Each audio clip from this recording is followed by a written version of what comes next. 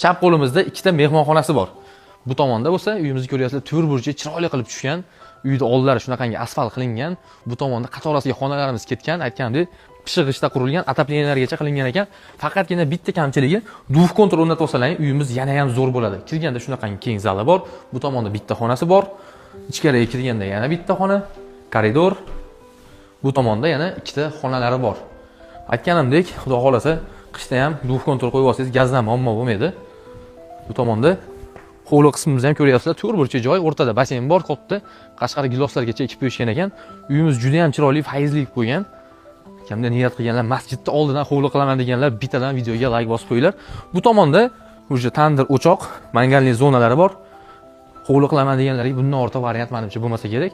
Bu tomonda o'zini shunaqangi molxonalargacha qilib qo'yilgan 5 ta 10 ta molni bemalol boqib, chorva bilan shug'ullansangiz ham bo'laveradi. Mahallani aytganimdek, Yormazor masjid yonida joylashgan. Narxini $115 ming kelishadigan joy bor deyapti.